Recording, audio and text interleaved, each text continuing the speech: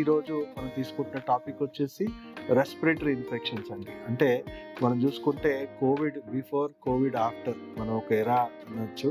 ఎందుకంటే almost second leading cause of డెత్‌గా మారింది ఆ కోవిడ్ ఉన్న టైంలో. అలాగే దానికి ప్యారలల్‌గా కాంపిటీటివ్‌గా రెస్పిరేటరీ ఇన్ఫెక్షన్స్ అంటే రకరకాల రెస్పిరేటరీ ఇన్ఫెక్షన్స్ కూడా ఫోర్త్ లార్జెస్ట్ కిల్లర్‌గా ఉండిపోయింది. సో ఇప్పటికి కూడా మనం చూసుకుంటే respiratory infections third leading cause of death అని మనం చెప్పొచ్చు. సో ఇది ఫ్లక్చుయేట్ అవుతూ ఉంటుంది. బట్ టాప్ 10లోనే ఉన్నాయి.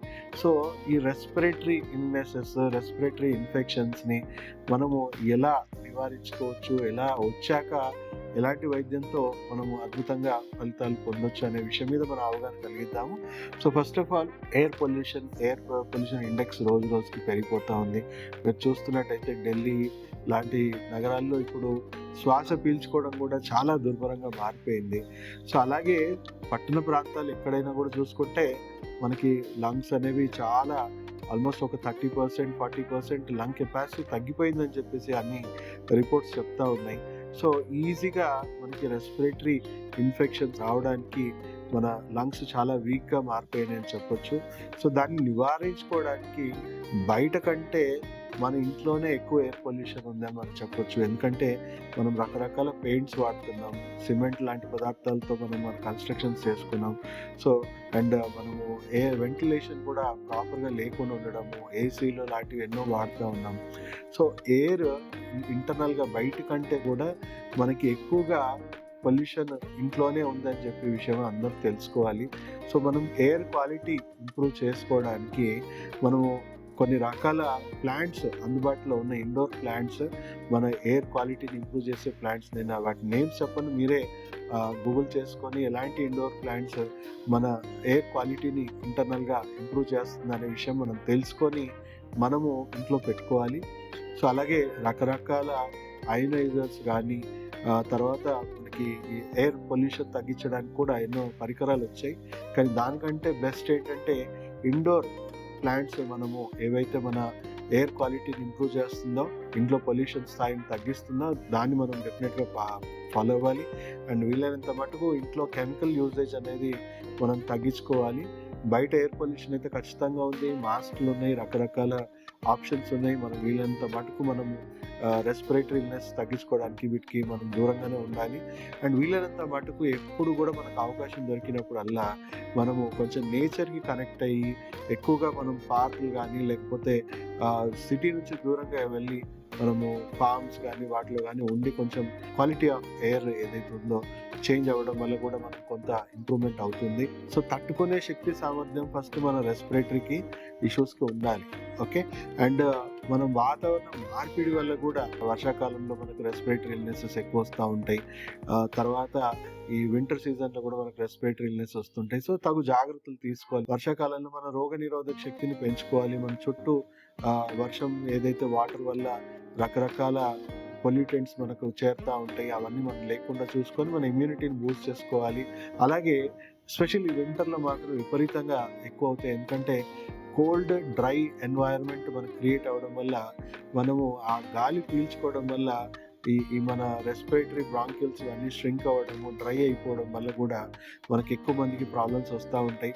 సో ఇమ్యూన్ సిస్టమ్ కూడా అందరికి ఒకేలాగా ఉండదు. ఒకరికి వీక్ ఇమ్యూన్ సిస్టమ్ ఉన్న వాళ్ళకి ఈజీగా ఇన్ఫెక్షన్స్ ప్రోన్ అవుతూ ఉంటారు.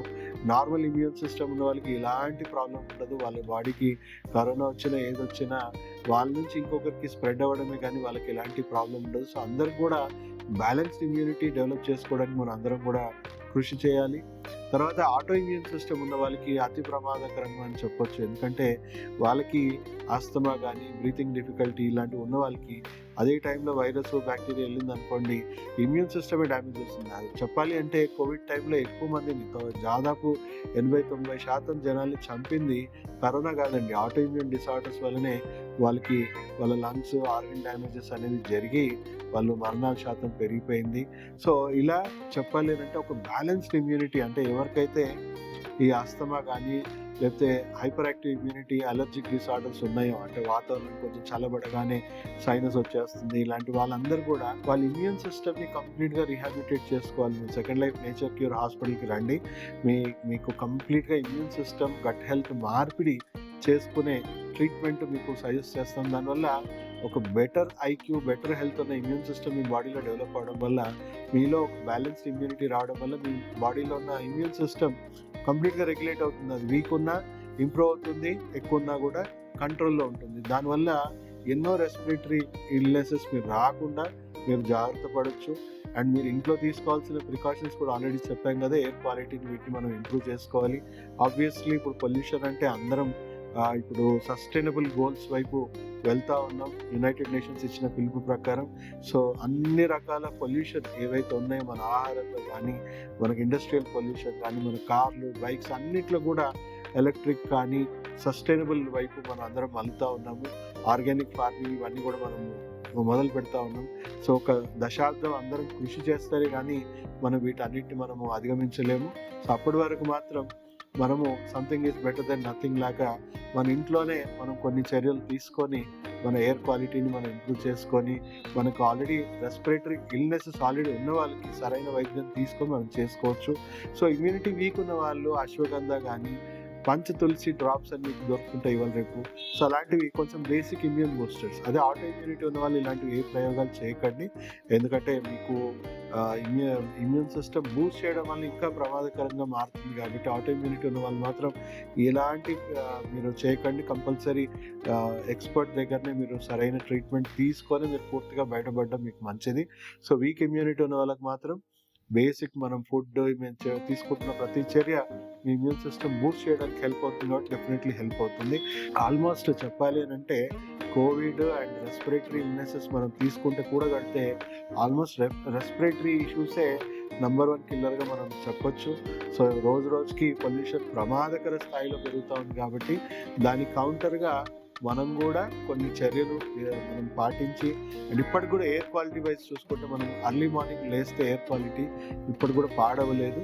సో అర్లీ మార్నింగ్ లేవండి, కొంచెం సేపు సన్ రైజ్కి ఎక్స్పోజ్ అవ్వండి, అండ్ మార్నింగ్ ఎయిర్ అనేది బ్రీతింగ్ ఎక్సర్సైజ్ ఇవన్నీ చేసుకొని మీ లంగ్ కెపాసిటీని, కపాలభాతి ఇలాంటివి చేసుకొని మీ లంగ్ కెపాసిటీని కూడా మీరు కొంచెం పెంచుకోండి.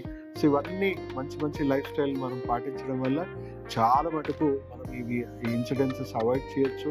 అండ్ దీన్ని అధిగమించి మనము ఈ మరణాల శాతం మనం తగ్గించుకోవచ్చు. సో దయచేసి ప్రతి ఒక్కరి ఇంట్లో ఎవరికో ఒకరికి రెస్పిరేటరీ ఇష్యూస్ ఉన్నాయి.